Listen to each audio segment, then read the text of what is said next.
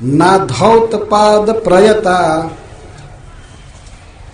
न अधौत पाद, बिना पैर धोए नहीं सोना चाहिए। सोने से पहले पैर धो लेना चाहिए। उसका मतलब ये नहीं कि जब सोने जा रहे हैं उसी समय धो लीजिए, यह अर्थ नहीं है। लेकिन कदाचित घर में आप आए हैं, घूमे फिरे हैं और बाथरूम में गए हैं या इधर उधर, तो आ करके पैर धो लेना चाहिए। अगर उसके बाद आप बाथरूम नहीं जा रहे हैं तो अब धोने की जरूरत नहीं है, तो पैर धो करके सोना चाहिए।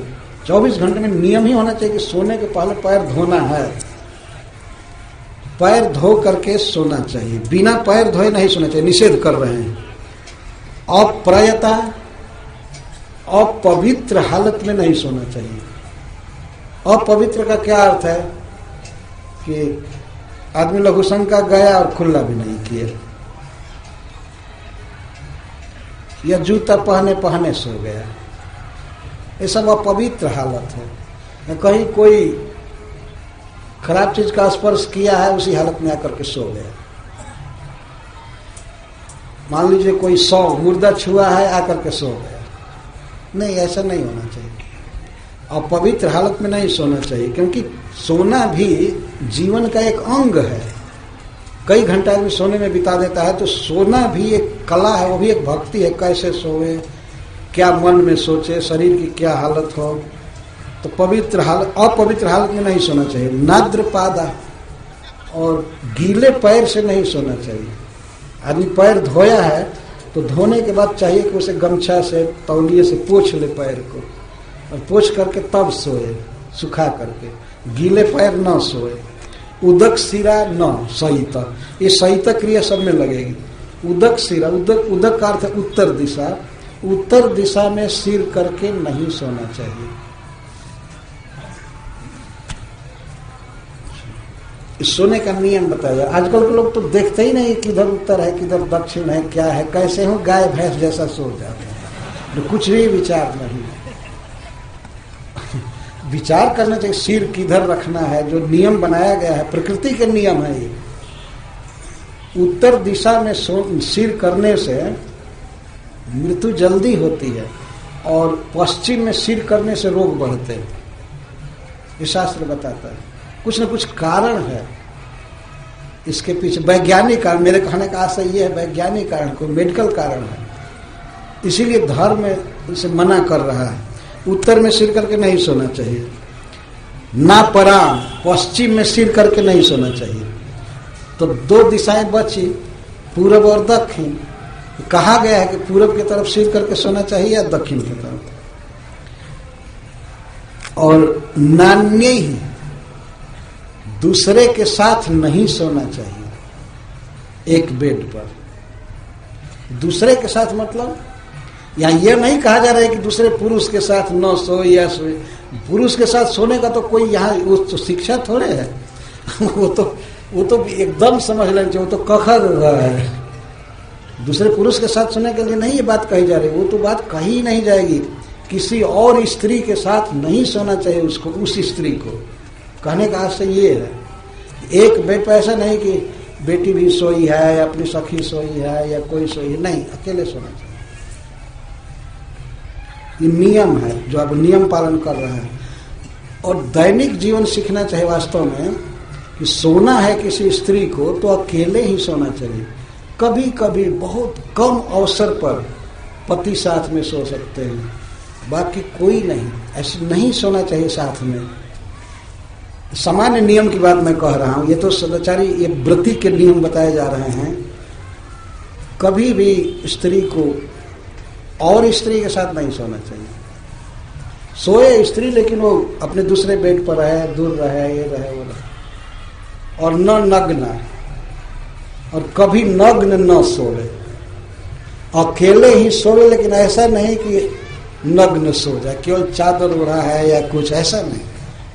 ये बहुत बड़ा अपराध है, देवताओं का अपराध होता है। देवता इंद्रियों पर रहते हैं, दिशाओं के अभिमानी देवता रहते हैं, उनके सामने नग्न नहीं होना चाहिए। यहाँ तक कि अपने सामने भी नग्न नहीं होना चाहिए, क्योंकि हमारी आंख पर सूर्य का निवास है। तो देवता देखते हैं हमारे नग्न अंगों को, इसीलिए नग्न नहीं सोना चाहिए। हमेशा कुछ न कुछ वस्त्र पहन करके ही सोना चाहिए। ये नियम बताई, लोगों को पता ही नहीं है इस संसार में कैसे सोया जाएगा, कैसे खाया जाएगा, कैसे घूमा जाएगा। अपने मन से खा लेना, खड़े खड़े खा लेना। पहले तो जो नहीं करना है बताया जा रहा है। न नग्ना सहित, नग्न नहीं सोवे। हमने तो अरे देखा है कुछ पुरुषों को कि उनका रात में लुंगी निश्चित खुल जाता है। अगर उनको जगाइए तो बहुत देर करते हैं, अब कैसे पहने, ये करे वो करे, इसके बाद उठे। इतना असावधान, अपने शरीर को ढक कर रख भी नहीं सकते। पाजी कहीं को क्या भजन करेगा। तो भगवान ने ये सुंदर देह दिया तो इसको कम से कम ढक करके रखो, ढक करके रखना चाहिए। बिल्कुल गाय भैंसा जैसा ऐसे नग्न कुत्ते जैसा रहना ये ठीक नहीं है। वास्तव में शास्त्र बता रहा है तो हमको ही कह रहा है कि शरीर ढक कर रखो। तो कोई भार है क्या? ठीक ढकते ही है ना। दिन में पैंट पहनकर घूमते हैं, क्या क्या टाई बांधकर घूमते हैं, रात में ऐसे नग्न सोओगे। ये पाप है और इसका फल भोगना पड़ता है। देवताओं का अभिशाप होता है, भगवान का अभिशाप होता है। वो आदमी सुखी नहीं रह सकता। नग्न न सोए।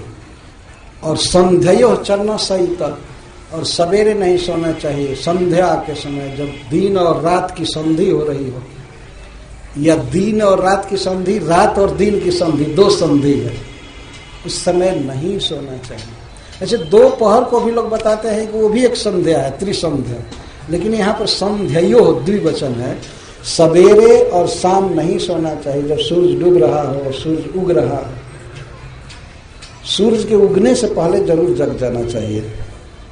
देखिए आजकल के लोगों के लिए शिक्षा, कुछ लोग तो ये जानते हैं कि हम कभी भी उठे, इसमें शास्त्र क्या करेगा। हम सोएंगे, हम 2 बजे तक टीवी देखेंगे और 10 बजे तक सोएंगे, शास्त्र क्या दखल करेगा हमारे जीवन। शास्त्र तो दखल नहीं करेगा, लेकिन जमराज जी वह दखल करेंगे कि फिर पता लग जाएगा। केवल इस सोने की गड़बड़ी के चलते बहुत पिटाई करेंगे, बहुत धुनाई होती है। और जमराज के दूतों को ट्रेनिंग रहती है कि अगर कोई हाय हाय किया, क्षमा मांगा तो उसको और मारो। वास्तव में ट्रेनिंग होती है, उनको गाली देने की ट्रेनिंग होती है। जैसे यहाँ के पुलिस को ट्रेनिंग दी जाती है चोरों को मारने की, गाली देने की, तो जमराज के दूतों को तो कोटि गुना ज्यादा ट्रेनिंग होती है। बहुत पीटते हैं। अगर कोई कहे कि बहुत घाव लग रहा है तो कहते साले, उस समय कपड़ा नहीं था, कपड़ा नहीं था। और इतना वेद से पीटते हैं, तलवार से मारते हैं कि अपना पाप याद आता है कि हाय रे भगवान, मैं उस दिन क्यों नहीं पहना वस्त्र, क्यों ऐसे नग्न घूम रही थी, क्यों ऐसे किया। स्त्रियों को वस्त्र बहुत लंबा पहनना चाहिए, अगर सूट सलवार भी पहनना है। ऐसा नहीं केवल कमर तक पहन करके अपने नग्न दिखाओ समाज में। इस तरह के ये कितना बड़ा पतन है। वास्तव में समाज में कोई शिक्षा ही नहीं है। तो ये भागवत सिखा रहा है, पति बता रहा है अपनी पत्नी से कि ऐसे रहना चाहिए। अब ये तो नियम हो चुके हैं निषेध के, अब विधि के नियम बता रहे रानी। धौतवासा सुचिर नित्यम, धौतवासा धोया हुआ वस्त्र पहनना चाहिए। कौन धोएगा? जो पहन रहा है उसी को धोने के लिए कहा जाता है। ये नहीं कि हमेशा बस लॉन्ड्री में दे, बिना मतलब के खर्च हो जाए। धोवे अपना वस्त्र।